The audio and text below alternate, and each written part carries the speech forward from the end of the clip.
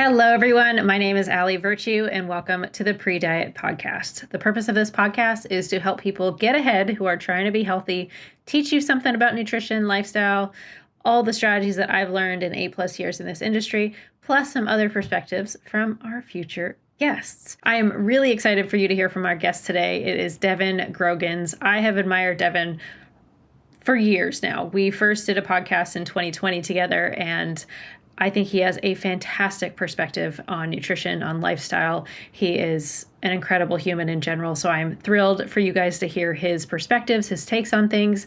It was a fascinating conversation. Be prepared for me to nerd out a little bit, but there's so much value in this. He is such a high level, high functioning human. You are going to want to take notes, and there's definitely some common themes that you will see come up over and over again in what are the keys to his success. And he's a very successful human. So you are definitely going to want to listen to this.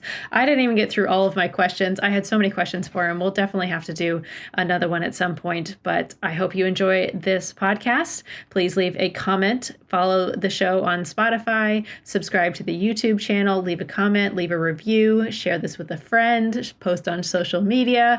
But otherwise, let's dig into the conversation with Devon, and thank you so much for being here. Well, first of all, thank you so much for being here today, Devon. I am selfishly really excited to talk to you because we've done a couple speaking engagements, radio little bits before, and I've selfishly never got to ask the questions. And I usually love your responses. And I think you have a fantastic perspective and so many great analogies for people that I'm usually doing this number behind you. Like when we're talking, I'm like, yes, yes, yes. So I'm really excited just to get to know you more because I've just loved your approach when I've gotten to see little snippets of it through health events in Salem. So welcome. Thank you for having me. Excited to be here, and always a good time. I think, full circle. I think we did a podcast like COVID era. COVID. Way back when. Way back. I don't think I had met my husband. I was in my first apartment. Yeah. Time flies. At least 6 years ago. So absolutely. I know a little bit about you, but I'd love to give you the opportunity to kind of introduce yourself because I think, you can search someone's social media, you can learn a little bit about them online, but how would you introduce yourself to someone if they didn't know anything about you? So my name is Devon Grogans, IFBB pro, professional men's physique bodybuilder, nutrition coach, and what I like to say is habit builder. I really focus on working with all of my clients on building successful habits to create long-term success, but husband, father, and 9 to 5 marketer. Really like 6 to 2, but 6 to 2, yeah. That's awesome. That's typically that's my elevator pitch. I love it. I love it. So many different facets, and I think because obviously you have a professional Instagram with the professional bodybuilding. What is something that clients are maybe surprised? They might, hopefully not judge you based on being a bodybuilder, but I find a lot of people do. Like they think they're accidentally going to work out too hard and become a pro bodybuilder. That's, yes. I know, a soapbox we could definitely step on. But what are some of the misconceptions that you've come across, when you first meet people and they find out you're a pro bodybuilder and that? A lot of times it's, if it's at a social engagement, I'll get things like, oh, I didn't know you could eat that. Or, it's more often than not. Another really weird one is just because of the size, and I feel like I'm not even that big, but if I bump into somebody or I just say, excuse me, it's, oh, I don't want to get in your way. It's like, I'm not going to beat you up. Like muscles don't make me inherently angry. Yeah. I get those probably the most. And then the third most is probably anytime, again, in a social event, it's people that either have something along the lines of, I used to look like that, I could look like that, or what do I need to look like that while they're on their 4th or 5th drink and eating dessert? It's like, well, you're going to have to cut something. To get a little bit of a difference. Yeah. Wow. That's funny. I have heard the thing of people scared of getting beat up just because you have muscles by one of my sweetest friends. And I swear she just really loves being in the gym. And so she's, and she's young. She's 21 to 23. And she does. She looks super, super strong and jacked. And I'm like, why would you ever think like just inherent Yeah, violence it's because someone has muscles? it's the oddest thing. It's just like It's so I don't funny. know. It happens more often than it should. Yeah, that's really funny that you bring that up too. But yeah, that's a pretty funny misconception. But yeah, it's like there's other ways. Maybe because like comes from history of like people that were probably fit. It was like maybe boxing like decades Could and be. like 100 years Yeah. ago or whatever, or like you were a farm worker, but still nothing tied to yeah, like an affinity for fighting. That's Yeah. I go to the hilarious. gym. I don't fight people. Like Yeah. Oh my gosh, it's the that is people too that funny. don't look like me you want to be worried about. I have a lot of MMA friends that look nothing like me, and you would probably never even know. And Hmm. those are, you know, That is fascinating when you look at physiques, and I see that with CrossFit too. And I've heard that from friends of like, I don't want to get too bulky or I don't want to get too boxy. And I think there's something to that in the sense of like CrossFitters stack weight over their head. And so if you think about building a really strong pillar, like it's straight, it's not going to have like a tapered waist yeah. versus like another form of training. But it is fascinating. And I think that's probably something you notice as like a more advanced eye versus someone sees someone that's fit and they're like, oh, well, they do this because I'm familiar with Hmm. this versus it is fascinating how different athletes can look. Because yeah, a lot of the MMA fighters like they don't look that jacked. Like they get lean as lean as they probably need to be for weight, but they don't need to be excessively lean. That's not really helpful for performance. No. And that's the other thing is like performance. When somebody trains for performance, it looks far different than when somebody trains for aesthetics. Hmm. So yeah, it's a wild thought. Absolutely. Have you trained for anything outside of bodybuilding, like for any other like yeah performance based thing before? So I played baseball up through college, and so a lot of my training, even into like the whole first probably year or two of me competing, because it was all I knew was more performance style training. I'll never forget for my first bodybuilding show, I was running probably towards the end almost 6 miles a day. Oh wow. Yeah, I was still training like an athlete. I just wasn't necessarily fueling like one. Mhm. Um, Carbs, not even carbs, overall overall calories were probably in like the 17 to 1800 range, and I was easily, you know, running 6 miles a day, training session. I was still playing like on a men's competitive softball team, uh rec league basketball. Like I was doing, so looking back at it now, I just laugh because I was literally running on fumes, but that was, Yeah. 23 years old, not 37, and you Hmm. can kind of get away with some of that. But yeah, for a long time, a lot of the training I did was very CrossFit-esque before CrossFit was really big. Hmm. But multi-plane movements and explosive movements and less just kind of single direction type of training. Awesome. What is your kind of background? Because you said college baseball. Is that the start of your kind of fitness journey? Yeah, so I grew up playing baseball and football primarily. I played baseball pretty much year round and then played some football, took a break like elementary school through like fifth grade, wrestled from fifth grade until high school. And then I'll never forget, I walked in, I was all about wrestling. I loved it. And then and then I walked in to tryouts for high school, and I remember just opening the door, and everybody was running around, getting ready, warming up, and the coach was like, "You here for tryouts?" I just kind of stood there for a second with a blank stare, and I said, "Nope," and never wrestled again. I just decided I was done. So went back to playing football. That's Uh, funny. After high school, had an opportunity to either head down to Salem and just play baseball, or head to College of the Siskiyous and play baseball and football.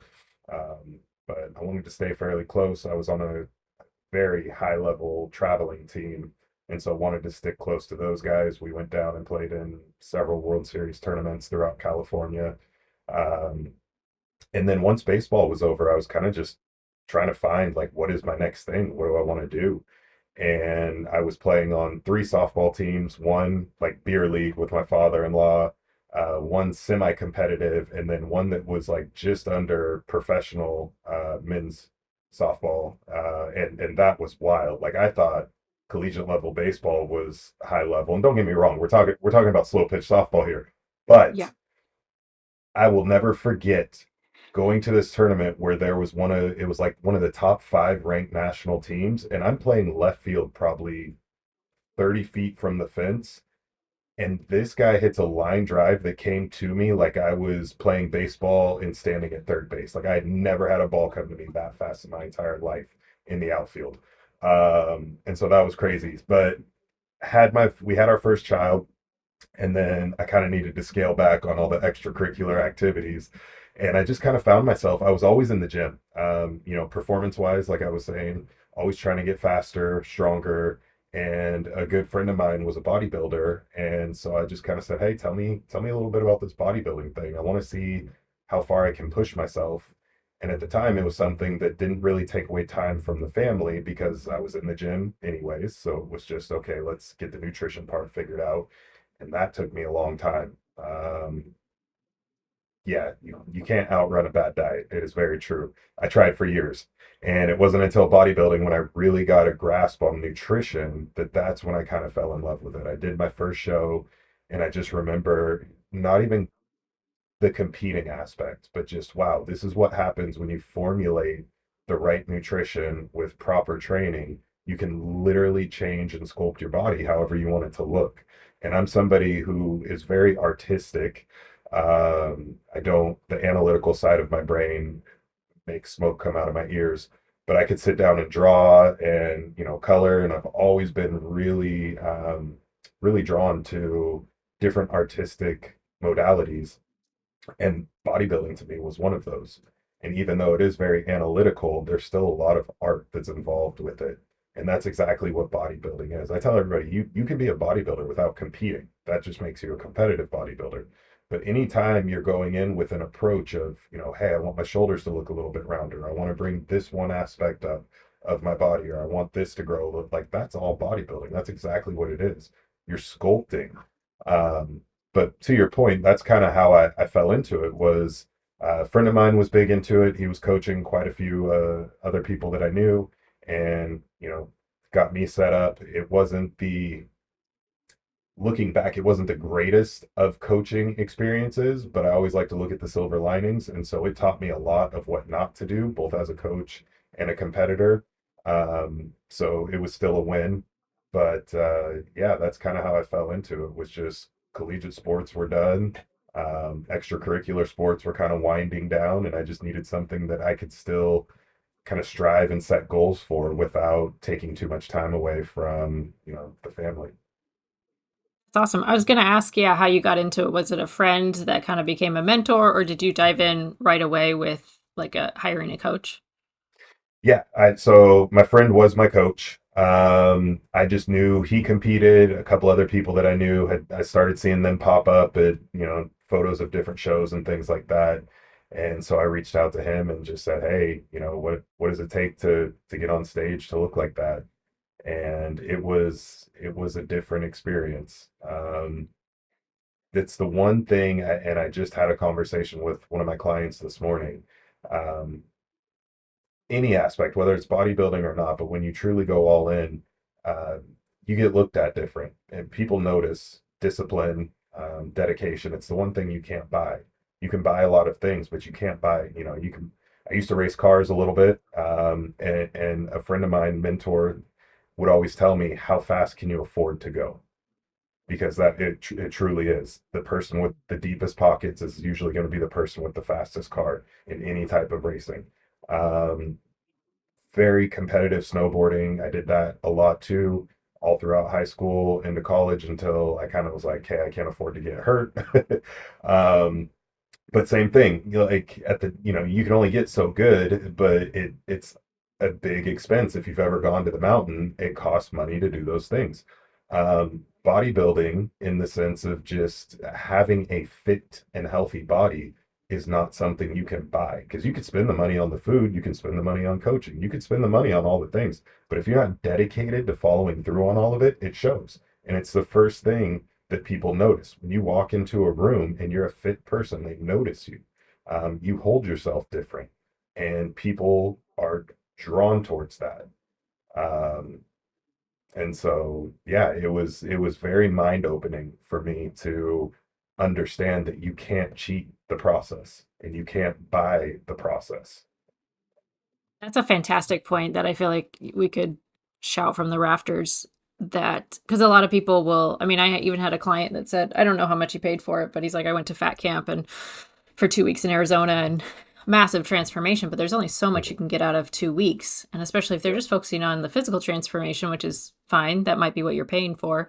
But I mean, it takes time to learn all those things and like practice them, and like learn how to do those habits when you don't feel like it, and learn how to do those habits when exactly. things are easy.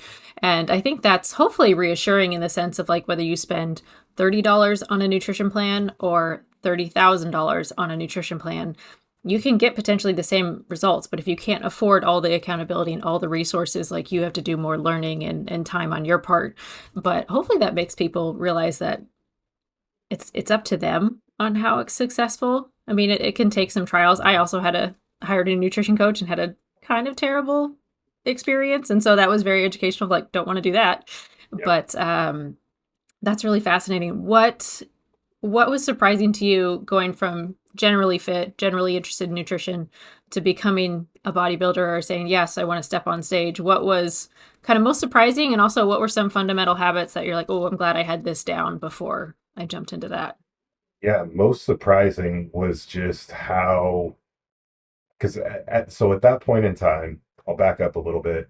Um, I was a person that I was always active, very active, but like I said, you can't outrun a bad or outwork a bad diet. And I would just kind of eat whatever, and it showed. I was strong, I was fairly fast, but I look back now and I could have been so much better at sports, at everything that I did, had I had learned proper nutrition at a younger age.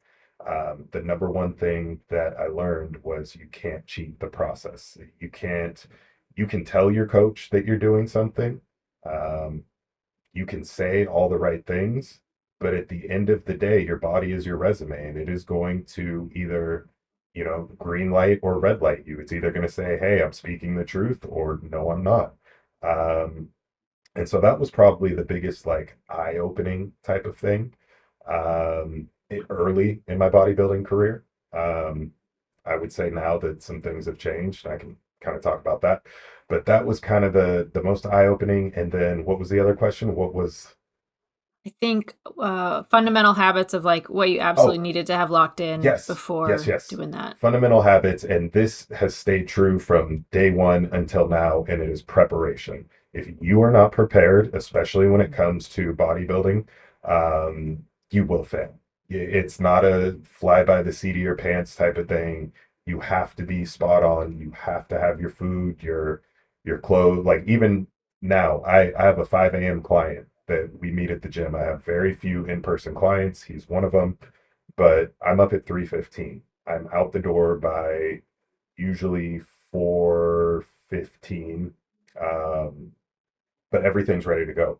I set everything out the night before. Anything that I need to take with me that's not food goes in my truck, so it's already in there. I literally wake up, make my coffee, take my vitamins, get a few things together, grab my stuff, and I'm out the door. And that's all my clothes for the gym. That's my food for the day. It's everything. And if I don't do that, it's another hour, hour and a half to try and put all that together, figure it out. So everything is done the night before for the next day. When I get deep into prep, everything is done usually on Sunday for the entire week ahead. I mean, I'm setting out a week's worth of clothes. I'm laying out all my food in the fridge. They're all stacked on top of each other, meal one, two, three, four. So everything is just a simple grab and go process. It makes it very simple, so you don't even have to think. So yeah, that would probably be the biggest thing is just making sure that you are prepared, and it transfers into everything. You can't cram for that test. I mean, people No, say they every now and then want to crash diet, but like for that level of accountability of like stepping on stage, that is pretty, there's no faking that. That you yeah, either I did your mean we're homework well in talking. advance or not. Exactly. And we're talking, I'm measuring rice, and if I'm supposed to have 250 grams of rice and 251 hit the bowl, I'm literally picking out rice until it's 250 grams on the dot. Mhm. Um, and you can argue that, yeah, it probably doesn't matter, but you're talking about a sport Yeah. where it's percentages. And if that's a half a percent, well, a half a percent over weeks, over months adds up. And when somebody's hitting 100% and you're only at 98, when you get down to 7, 8, 10%, that's going to show in your physique.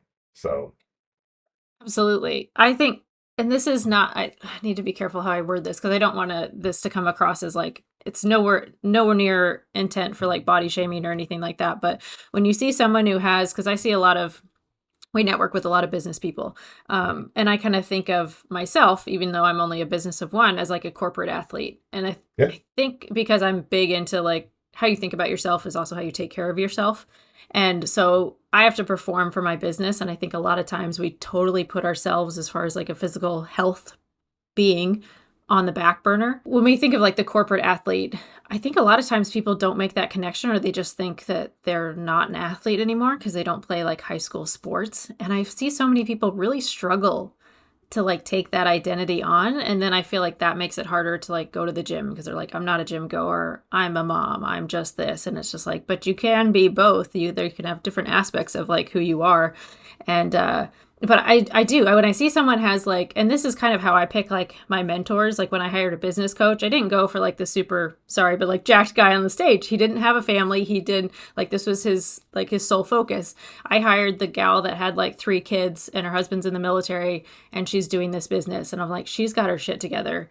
She knows how to do it all, so to speak. And you know that's from looking outside. I don't see everything that's going on the inside, but I think that's really important for people to remember is like, just because you might think of yourself as just a stay-at-home mom, it doesn't mean that you can't, have other aspects of your life increase or decrease as kind of the phases need to. But I definitely see that like maybe it's just like an extra notch of admiration when someone's crushing it in business, but they're also able to take care of themselves. Because I think it's kind of a secret badge of honor of like, I put everyone first before myself and I don't take care of my health versus like, I would love to make the other more popular. Instead, you get the kind of, oh, she's a little bit crazy or she's a little bit neurotic because she gets up really early to go to the gym, and or he's, they kind of put it towards, I mean, obsessive behavior. And I don't think that is. And also to your point with the rice, someone's going to hear that and be like, oh, wow, that's taking it a little far. But like you said, it's a sport. And that was one of the questions I had for you was like, what's the line? Because you coach lifestyle clients that people just want to yeah, get healthy, right? oh And yeah, competitors. Like, what's that yep, line for you as far as like the difference between stage and like, yeah, 251 grams of rice, not a big deal, or it is. yeah. And don't get me wrong, like when I'm not prepping for a show, it could be 256. I don't care. I usually where I operate very similar to my lifestyle clients. They usually will get a range. So it's, hey, let's stay within 180 to 195 or 200 grams of protein. Let's stay within 200 to 225 grams of carbs. Fats usually will keep, a little bit tighter, usually about a 5 to 7 gram window, just because it's so easy to overeat those.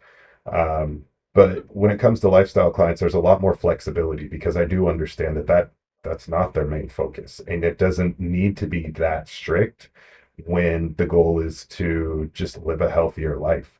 One of the clients that I'm working with right now, actually, we started with just a local meal prep company, and he was in a position where he could afford to just supplement 3 meals a day with that company. And I said, cool, let's just get you on whole foods. So we removed sugary drinks, we got, the fast food out of there, and it was just supplement with whole foods, 3 meals a day. He did that for about 4 months. He dropped 45 pounds on top of weightlifting. Then it became, okay, now I want you to learn, because it's all about building habits. Like, this is not sustainable. Yes, it's great that you can afford it, but you don't need to. Um, let's work on, pulling one meal out. I want you to make 1 meal a day. And then I gave him, he had parameters to stick within too, but again, it was about a 250 calorie swing. So it was 2250 to about 2500 calories that we were looking to budget. And so everything was a range. I told him some days you're going to be a little bit hungrier, some days you won't. And so on the days you're hungrier, it's okay to get some more carbs in, especially if you're training that day. So yeah, a lot more flexibility. Whereas with my competitive clients, it is basically, this is where our targets are. You need to hit these. Absolutely. That's fascinating because I think everybody puts themselves, whatever their kind of preconceived notion is, they just put themselves in that bucket. And it's like if our, I guess, I mean, I always say this stuff is a practice and there's no like final exam. You're No. signing up for a final exam. The Yes. clients that are lifestyle, we just need to keep practicing this stuff and like keep developing our skills, but very, very different. Because I can't think of really a life scenario where there's a final exam. No, and on occasion, it may be if somebody's like, "Hey, I got a photo shoot," or I'm getting married. But Mm-hmm. even then, it's not nearly as it's like, "Hey, let's tighten this up a little bit." It doesn't still need to be that strict because you don't need to be sub 10% for your photo shoot. Uh, and even for the people that are looking at doing photo shoots, depending on where they're at, and I get a few every year. Hey, I got this photo shoot. Um, Depending on where their physique's at, I say, hey, we can do one of two things. We can just continue doing what we're doing and just, slowly remove calories, or we can treat it like it is a bodybuilding show, but just stop to the point where you would be about 8 weeks out, 6 weeks out. Some people like that added, like, oh, I get to kind of see what this is like. Most of them are like, all right, I wouldn't want to continue to do that. And for the most part, most of them are like, hey, let's just do what we're doing because it's easy. I don't have to think about it. We'll just keep slowly, lowering calories and increasing our activity if needed and get there. So, That's but it awesome. is it is funny. And then to your point, and it was one thing I wanted to make sure that I touched on is in the corporate world, I think there's something to be said, especially like we are our own business card. And no, you don't have to walk around jacked at 10%. Yeah. But even if fitness is not your business, when I was in corporate sales, I would go into a sales meeting with a friend of mine who was not that fit. I mean, he wasn't Mhm. severely out of shape, but he was not fit. And inevitably, 9 times out of 10, the conversation would be directed more towards me than it would him. And I think people just genuinely gravitate towards those who have a sharper physique because again, it's not something that you don't just wake up and have it. You can't buy it. So it shows dedication, discipline. And if this person is willing to look the way they look for themselves, what are they going to do for me and my business? And I think that's something to be said outside of just the fitness realm. And again, it doesn't mean you have to be shredded, but just having a certain level of uh, fitness and how you carry yourself speaks volumes when you walk into a room full of people that don't. Absolutely. And it's such a fine topic. And, people that know us know our intentions with this conversation. And it is just wanting the best for people. Because my husband's a great example, is people probably wouldn't know much about his story. And I'm trying to drag him onto the podcast at some point. But Yeah. he'll fluctuate like 10 to 15 pounds and no one will notice, but it's how he feels. And for Hmm. him, also, he owns his own business and has two employees and he has to function well to really be in the top of his game and like mentally sharp to talk to these people. He's in the finance world. And if any little thing, granted, now we're, I would say, very advanced healthy people in that sense of like we're fine tuned a lot of things. And so even him, it's not even just being slack, just like I think he was having like some snacks after dinner and didn't really think of it. I didn't notice anything. I didn't think he looked different, but he's like, I think I'm like 10, 15 pounds heavier than like what I would like. I was like, really? I didn't notice anything, but he's like, yeah, I'm not sleeping as good. My mental game isn't as sharp. I don't like how my clothes fit. I used to like just those little things. And it has nothing to do with like, obviously my preferences as his wife. It's like he wasn't feeling better.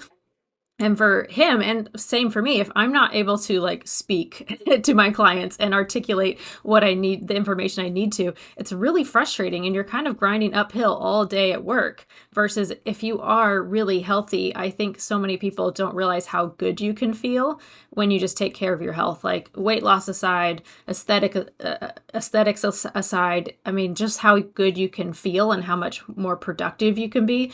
And even take that out of the work context of things, then you have more time and like quality of mind for your family when you're done working. So it's not even all about work, but I wish more people knew how good they can feel instead of being just like, I guess this is how it is. Yeah, and that's a big buy-in that I try to get for a lot of my lifestyle clients. And I tell a lot of people, you don't realize how bad you feel until you understand what feeling good feels like.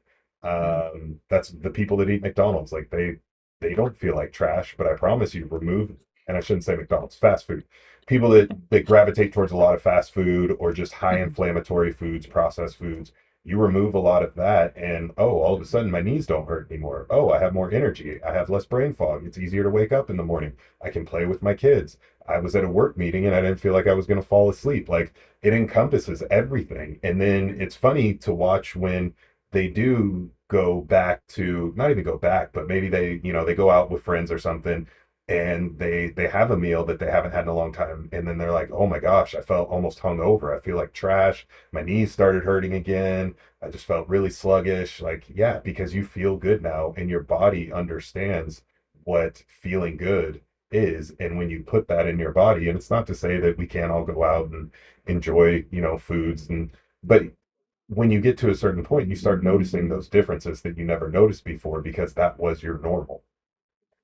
Absolutely. And I love to just like, because I think a lot of people expect us to be like, I don't know, you're a bad person. You ate at fast food. And I just usually sit there quietly and just like, how do you feel? People are like, I feel like trash. I'm like, I don't really want that for you. Like, my job is to help you feel better. And that food isn't really helping in this scenario. If it's your birthday and that's what you really want, like you're an adult with money in your pocket, like go buy it. That's fine. But if you don't like how you feel afterwards, that's the problem I have with it. Yep. And to your cookie point, there are posts that you made the other day when it was like, how many cookies could you believe me? Go on everybody here watching, go on my Instagram, go back probably a year or so. I would eat, and this is not even an exaggeration, almost every Sunday, my diet allotted for two half to 1 pound we're talking 2 pounds of cookies. They're probably, yeah, the size of a baseball.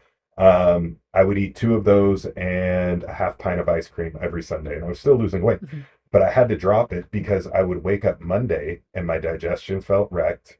I felt really slow to get up. It was hard to do cardio.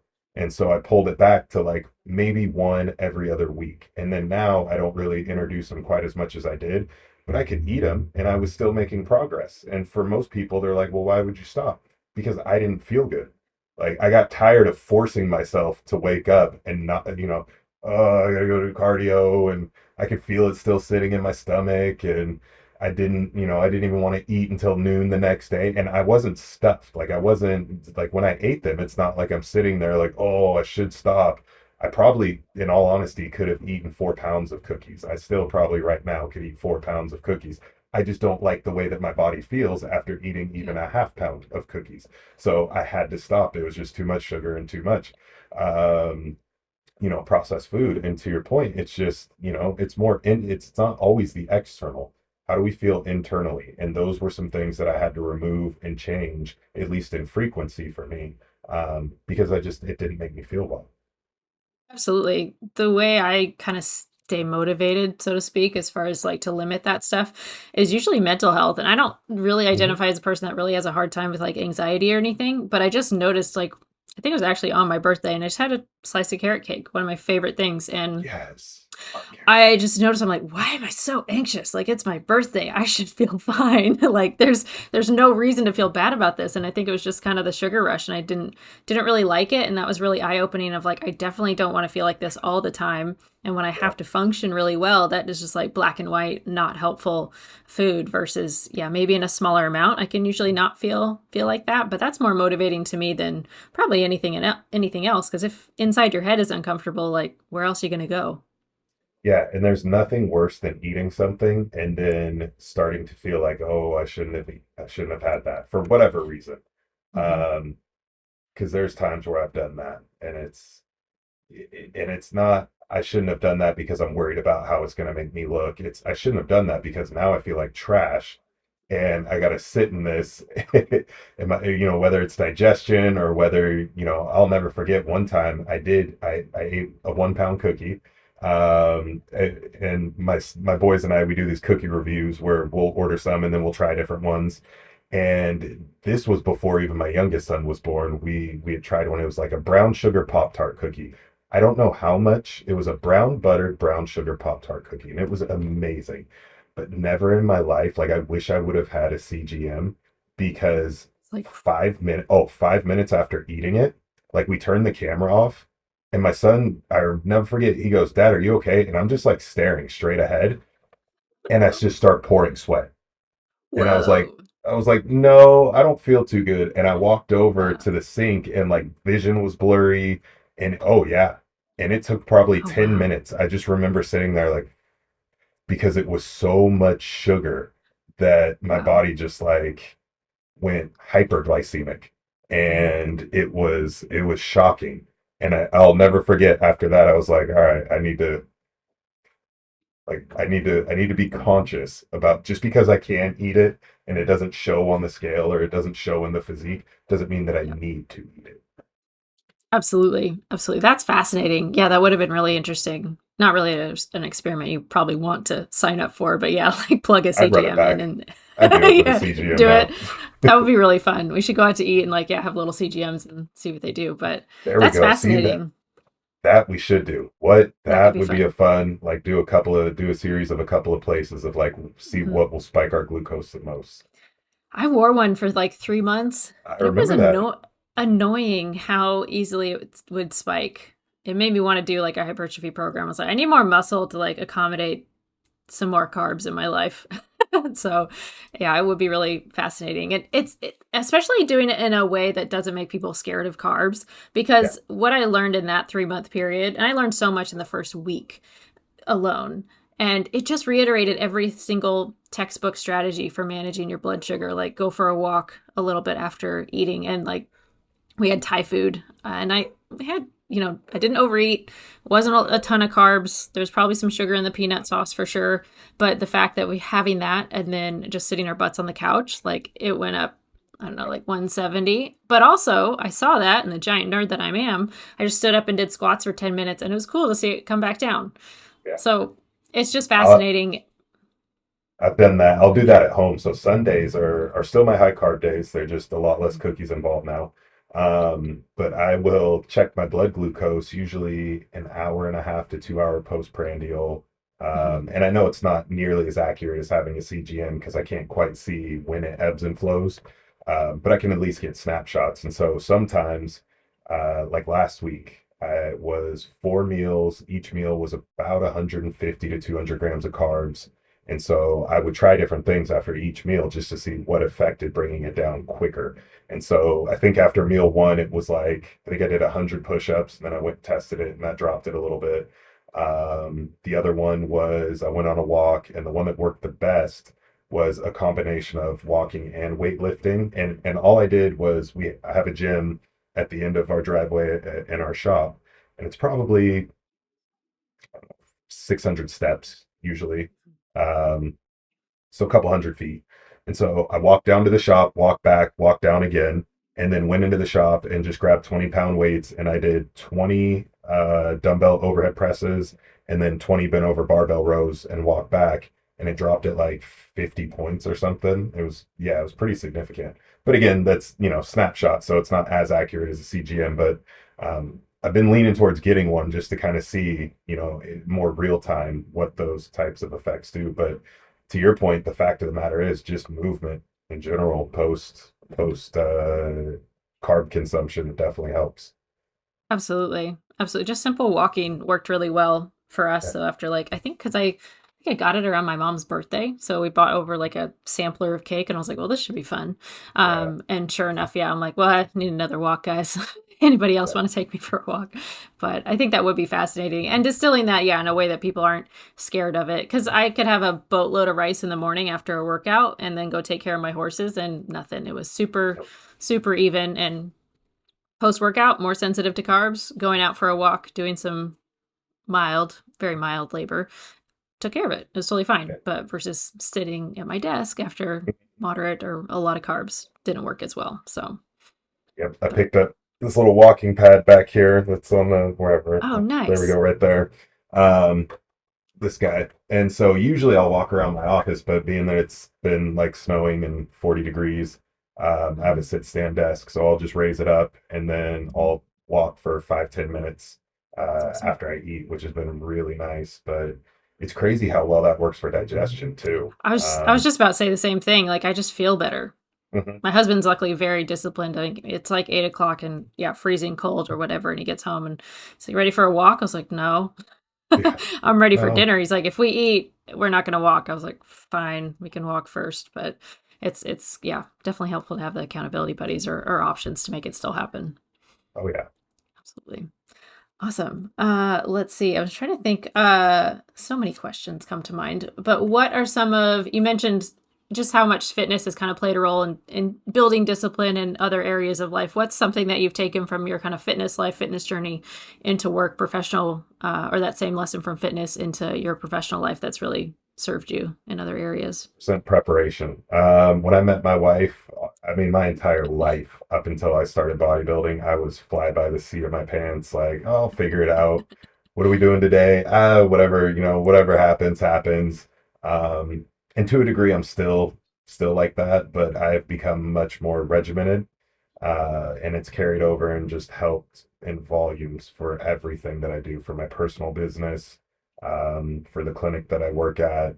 I mean, everything is notes and uh, checklists and calendars, and I have to have something to work off of.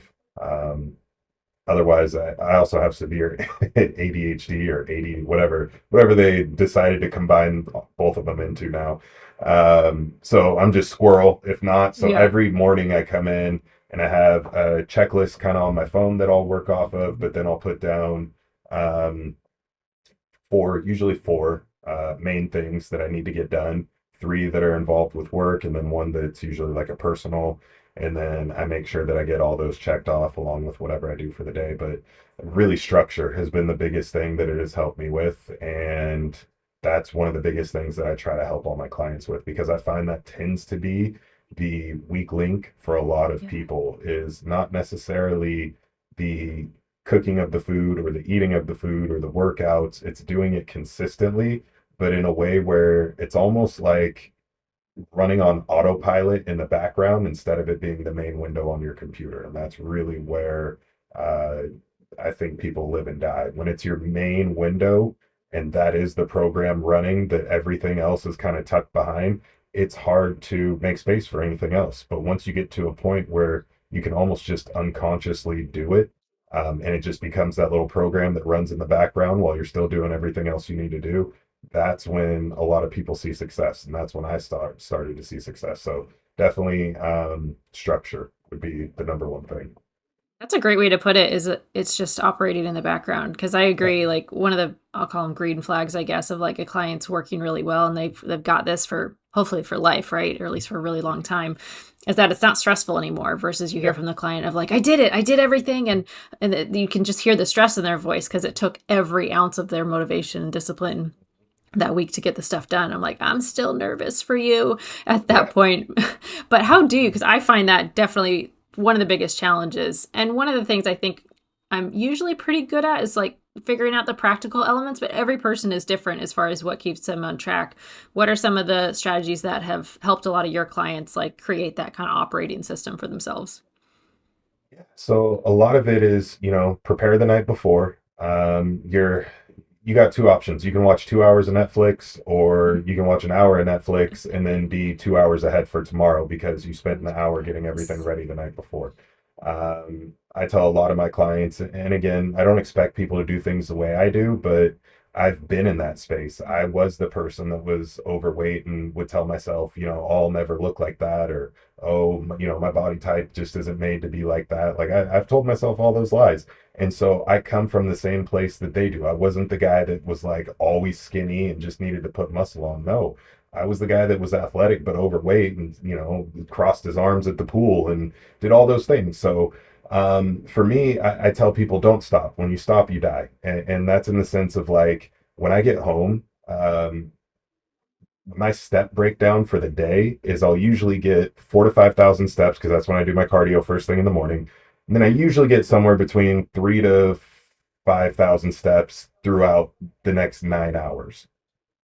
And then I get about 3 to 4 thousand steps in from the moment I get home to the moment I go to bed, because I am moving. I'm doing dishes. I'm doing whatever it needs to do. And it's not like nervous. It's just, it's become a point where I come home and I talk to my boys while I'm making their lunches for the next day. Cause my wife's, getting her workout in. And then from there, I'm cooking dinner. And then when dinner's done, I'm doing dishes. Then I'm prepping my food for tomorrow. Then I'm prepping her food for tomorrow.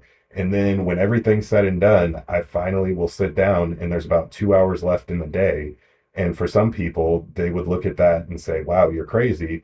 But what's the alternative? I come home and I sit down and I'm watching TV while I'm talking to my kids, or I'm moving around while I'm talking to my kids, and then I go play with my kids. How hard is it to get back up when you've already sat down, especially for those that have kids and your kids like, Dad, Mom, come play with me. And you're like, oh, Dad just sat down. If you're already moving, it's easy to be like, yeah, we'll go outside for a few minutes. I'll go play catch with them for 20 minutes, and then I come right back in. But the minute I sit down is the minute I don't want to get back up.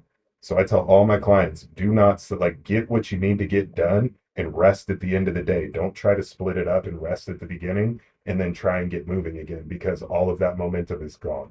Now you're tired. It's late in the evening. It's easy to tell yourself, I'll do it later. Later never comes. You fall asleep. Then you wake up and then you're, an hour behind. Such a fantastic way to put it, of having 2 hours of watching TV, or you can have 1 hour and then get 2 hours ahead the next day, because just a little preparation does go so far. And that's one of the things I was probably most excited to talk to you about, because we don't have kids yet. And I mean, it was very apparent yesterday, like we both worked like at least 12 hours days. And I'm like, how does this work with small humans? I don't know what that looks like, but because you do have two kids and you are a professional bodybuilder, you work a regular job, and you have your own businesses as well. How do you and your wife manage all of those things? First of all, my wife's a rock star. She picks up a ton. When I'm in prep, like anytime I've gotten a lot of questions, when's your next show? I'm like, I don't, whenever my wife lets me. And people laugh at that. And it's not because I need my wife to sign my permission slip. It's because when I'm in prep, a lot of weight of our family falls on her. Because again, when you're in prep, a gram of rice is a gram of rice, just like my workout is my workout. And as much as I can try and move and shuffle and do all the things to try and make it fit in the schedule, the fact of the matter is that doesn't always happen. So sometimes she's taking one or both of the kids to both of their sports things so I can either push my workout back or get with a client or do whatever it takes. Now it's been a lot easier now that we have a gym at home. But she's an absolute rock star. And I mean, when you get to the last couple of weeks, and don't get me wrong, like I will do as much as I can for as long as I can, but there gets to be a point where she will even say, like, just go sit down. Like, I'll take care of this, go sit down. So having a partner that works well with you is a huge asset. Even just when I'm not prepping, hey, we'll trade off days. Like last night, she took our youngest to basketball so I could onboard two clients, and then I'll take him to basketball on Thursday so that she can kind of do whatever, whether it's read a book, relax. And so it's just having that trade-off where nobody keeps score. It's, hey, if you need me to do this, I got it. If I need you to do this, I got you, whatever the case is. So that's probably the number one thing, is just having a spouse that is bought in to understand that you guys are working together, and it's not a, well, you got to do this, so I get to do this, which I see a lot in clients, and especially when one client is well on. I'm sure you've probably seen this too, when one client will sign up and the spouse doesn't really want to, but then the client that signed up starts making progress, and then the other client pretty much, and even sometimes intentionally, sabotages, like, oh, I want to go to dinner. My wife is, they'll tell me something like, my wife has never wanted to go out to dinner every week, and now she wants to go out to dinner every week or twice a week, or she's bringing food home when we would always cook. And it's just like, oh, okay. So yeah, just being on the same page, it makes everything a little bit easier, because I can't say it's always easy, but it makes it a little bit easy. Right. What are some of the conversations, or like either tips, or call it like conversation prompts, you could give clients in that scenario? Oh yeah. Because like we're not relationship counselors, but yeah, it's like, we God, are, you can see the cracks. Right. That I've had several clients say, like, this sounds a lot like my therapy sessions. I was like, well, that's not my scope of practice, but yeah. like everything around nutrition, like if we can make everything around nutrition easier, nutrition gets really simple. Like we want the people to learn the basics of nutrition, but honestly, if like your stress is managed, like we have time, like all of those other resources are like dialed in and available, it gets a lot easier. But the relationship part can be really, really difficult. And like I said, I don't have kids. And so, like, managing all of that, how do you help some clients through that? Yeah, I think the number one, well, two things, 1A and 1B. 1B, I'll start there. I would put slightly below 1A. 1B is falls back to preparation. Preparation is key to everything. If you can be prepared, it makes it so much easier. When we do wrestling tournaments, my wife and I will usually the night before. So wrestling tournaments, for those that don't know, we have to be there by 6 a.m. for weigh-ins. Wrestling doesn't even start until 8 or 9 a.m. And then usually wrestling ends anywhere from noon to 2. So you don't know, depending on how big the meet is, how many kids there are, all these things. So uh, Friday nights, my wife will usually make breakfast for herself and the boys, get everything ready because they won't eat until after they weigh in. And then I'll make and pack lunches. And so we work really well as a team. But again, it's being prepared, like having all of our food ready. And a lot of times it's simple foods. For them it's high energy peanut butter and jelly, fruit, turkey slices, things like that we can just kind of grab and go, or they can eat while they're hanging out. And then I'll pack my food and her food, and that helps a ton because then the day of, and whether it's a wrestling meet or whether it's vacation or whatever, having that prepared just makes everything go a lot easier rather than trying to do it all the day of. A lot less stress, right? We want to keep that stress down. But then I would say 1A is something that took me a long time to figure out throughout my bodybuilding career. And it's something, there's not many things that I would say if I could go back and do different, I would, or go back and change, but this is definitely one of them. And it's doing check ins with your spouse. A lot of our clients, and like for me, and I'm sure if you have a coach, we all do weekly check ins. And it's, a lot of times it's biofeedback stuff. Hey, what's going well? What didn't go well? Where could I have picked up better? And the last two preps that I did, it was something that I took to my wife and said, hey, every week, um, I want to do a check in with you because Yeah. when things start to slowly slip, you don't realize it until there's this big gap. And then all of a sudden, it's my spouse is mad at me. Why is your spouse mad at me? Well, I don't know. And then you hear from the spouse, well, he's at the gym for 2 hours a day, 5 days a week. And before it was only 45 minutes. Now, and it's all these things that before they didn't even realize it because it's just slowly gotten bigger and bigger. And so with her, it was every Friday, I would just touch base. Hey, what areas do you feel are going really well? What areas do you see I can be doing better in? Is there anywhere that you feel like I'm kind of letting things slide? And just having those conversations nipped so many arguments early on to where it was like, hey, your attitude's been great, even though I know your energy's really low. But I also noticed that like you haven't been playing with the kids as much. And I know that you're tired, but they've been saying like, hey, we want to do more stuff with that. Okay, cool. I'll make sure that, I pick that up and we start doing XYZ or whatever the case may be. But I think just getting ahead of that. So having a conversation with your spouse on a weekly or bi-weekly basis, and even if it's not fitness related, like this is something that we do now. Even like once a quarter, we'll sit down and we'll be like, cool, how are finances looking? Like, what are our goals over the next 6 months? What did we do well over the last 3 months? What areas can we pick up in? What do we want our main focus to be? And so just doing something like that with your spouse, having like a board meeting, so to speak, Yeah. um, helps out so much. So those are the two 1A, 1B things that I would definitely recommend doing. That's genius. That's so smart. Just such a good habit. Because I think it's really easy to kind of misconstrue, like, oh, he's just annoying today, or he's just annoyed, Mhm. sorry. And versus like, maybe he didn't sleep well. Maybe I didn't sleep well. Maybe my reactions are a little shorter or snippier than they need to be, type of thing. Versus, yeah, if you always come at it kind of from compassion, that's really smart. And scheduling it, everybody, I mean, any new habit, I think is really, it's very reasonable to take time and need reminders to come back to it and make sure you're staying consistent with it. But that's so smart. Definitely going to use that To one. the Watch last out. the other thing I'll leave people with, Yeah. if you can do it, it's been a little bit harder for us, especially with sports, because sports take up Hmm. infinite time. But the 222 rule, I read this in a book somewhere and it's amazing. So every 2 weeks, or yeah, 222. Every 2 weeks you go on a date. Every two Mm. months you go on a 2-day getaway, so like Friday, Saturday, and then every 2 years you plan a full vacation.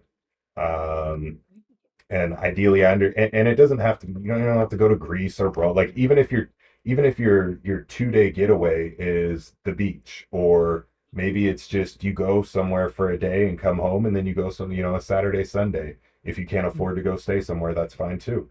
Um, but just it's focusing on making the time. So every 2 weeks is a date night, every 2 months is a brief getaway, and then every 2 years is a full vacation. And if It's you really can good. plan for that, it just makes sure that you guys are always, doing Mhm. something together, because it is hard with kids. I mean, life's Absolutely. hard in general. It is harder with kids. Right. Absolutely. Well, that was one of the things, and I know we're coming up to time, but I mean, we Yeah. could probably have a part two, three, four, five, six. But that was also one that I'm really conscious of how I talk about food in general in front of clients, but also especially young ears. What's something that's been really top of mind as you take nutrition to another level with bodybuilding, but also like kind of instill or give your boys the best chance of having just a great relationship with themselves, fitness, food, all of that. What's kind of top of mind for you? Yeah, so two things. Well, one thing my wife and I never do is talk about how food, well, we talk about how food affects our body, but to the first point you made, it's how our body feels. Um, One thing I try not to do is we won't say like, oh, if I eat that, I'm gonna get fat type of thing. So we try to keep those types of conversations out. It's more so, if I eat that, I'm not gonna feel well. They've asked, how come you weigh your food? And a lot of times I tell them to make sure that I'm eating enough for my goals. I want to make sure that if dad wants to be strong or mom wants to be strong, and in order to be strong, I have to make sure I'm eating enough protein and I'm getting enough carbohydrates in. And if I just eyeball it, usually I can get pretty close, but when I weigh it, I know I'm getting exactly what I need. And so like, oh, okay, they get that. And then something that I heard that I share with a lot of younger kids, and I've told my kids, and understanding how macronutrients, work, because they're at the point now, they're 10, soon to be 11 in a couple of weeks, and 8. And so they're very curious about nutrition, and they're starting to notice different bodies, and how do I make, my stomach flat? I'm like, well, you don't need to worry about that. You're not fat, but it's more so, you just need to keep moving, move more, and make sure that the food you're eating is whole food, which it is.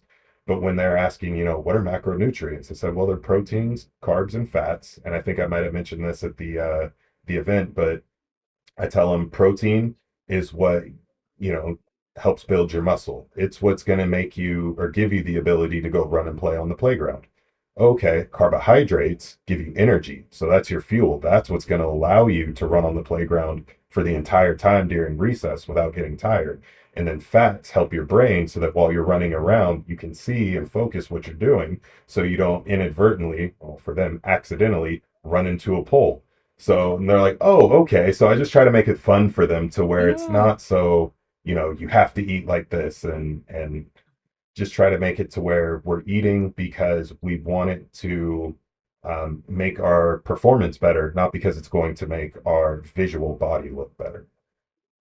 absolutely. I think that's so important. And you're absolutely right. You can totally make it fun or goofy or something that sticks in their head and in a positive way. But I wish that I don't obviously work with kids directly, but I think if we can give people, yeah, a really good relationship with food and just like kind of the basics, just some information without a lot of emotion attached. I mean, I think the sky's the limit as far as changing how people think about food. And then hopefully this stuff just becomes a lot easier and we don't need as much motivation. But wow, so many things. We'll definitely have to have a part two because I I would love could, to. yeah, yeah. So many questions, so many questions. I love this. But what is something you are excited about in your business this next year? Whether that be a coaching program, is there anything that you're looking forward to in particular? Yeah, so two things. One is I just started, I call it the Next Collective. I'm getting ready to launch that. So right now, everything I do is on a one-on-one basis. I wanted to open up something that was either A, a little bit more entry level, or B, um, kind of like a legacy level for those that have been with me for a while and maybe just need a little bit less hand holding. And it's community driven. So rather than, another Facebook page. It's on Telegram. And so it's a private group where every day we share our wins, we share our goals. We talk about, every week there's usually one focus. We'll do a 20-30 minute Q&A and then just kind of share some different things. So people are learning and experiencing and working together. It's more habit based, like, hey, these are the habits that we want to work towards rather than these are your macro targets that you need to hit. So it's for those that are really just trying to get their toe in the water, and maybe aren't quite ready for one-on-one coaching, or maybe they just want to join a community, live a better life, and have less worry and thought about having to be so specific in their food. So that's one thing that should be launching here in the next couple of weeks. I'm just getting the last few pieces put together in that. And then I've partnered with All In Meals, which is a local meal prep company. So I am their head coach. You can go to their website, www.allinmeals.com. They have amazing food. I've worked with some other meal prep companies in the past, and they are by far the best. Super fresh. The owner's amazing. But they have a coaching program too, separate from the meals. So you don't have to purchase the meals in order to get coaching. But in coaching, it operates very much like my personal one-on-one coaching, which it is. The only difference is I give you macros for each meal, example meals that you can make on your own, and meal options that you can order from them. So that's been really cool, and that's really starting to grow and pick up. So really looking forward to those two things in the next 6 months over this year. That's awesome. Yeah, All In Meals is legit. Somebody just messaged me yesterday about it. Like, is this good? I was like, they're like the best I've seen. And Yeah, as far as like for macros, because it's either yes, like for too little and not enough for guys. Guys have to buy like two meals from other meal prep services, and they just seem to like cover all of the bases. Oh yeah, they have different meal sizes from lean to athlete, which ranges anywhere from about 350 calories up to about 1100 calories. They Sweet. have the most protein per um, per meal company at the cost that they have it at. It's phenomenal. So Absolutely. And that you can even buy your meal prep from them. Like you can buy everything in bulk and like assemble it yeah, yourself. they It's do. Yeah, you crazy. can So buy smart. bulk rice. Yeah, bulk rice, bulk veggies, bulk meat. You can get it. It's a one-stop shop. So it's awesome. It's amazing. Awesome, Devon. Well, you do one-on-one coaching. You have your group program coming up, some personal training, but I'm guessing that's limited based on your Very schedule. limited. Yeah, Very it's usually limited. like one spot maybe that I'll keep open or have available. So Absolutely. Where can people find you to reach out about coaching?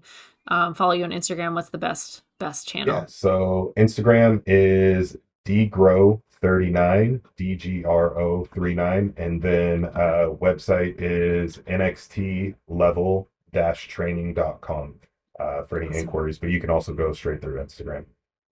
Awesome. All right. We'll get all of that linked below, but thank you so much for being here. And Yeah, again, thanks well, for yeah, having we'll me. get something else scheduled because this could be, yeah, so many I love questions. it. Such a good Always a time. good time. And I'm always trying to figure out how we can do more things together. Like I wanna do another almost like energize and elevate, but different, where it's Hmm. more so just like you, me, and maybe one or two other people that I have in mind that I think would be a really Hmm. good fit, kind of like what you do at the golf course. But Yeah. just like a different group. Hmm. So I got a Absolutely. couple I would ideas love we'll that. have to talk about. Yes. Same. I have some ideas for you. I'll shoot you a message about them, but Sweet. absolutely. The first of many collaborations. Yes, yes. Awesome. Well, thanks for having me. Absolutely. Thanks, Devin. All right, everybody. Hopefully, you enjoyed that conversation. Thank you so much for listening to the Pre Diet Podcast. I'm your host, Allie Virtue.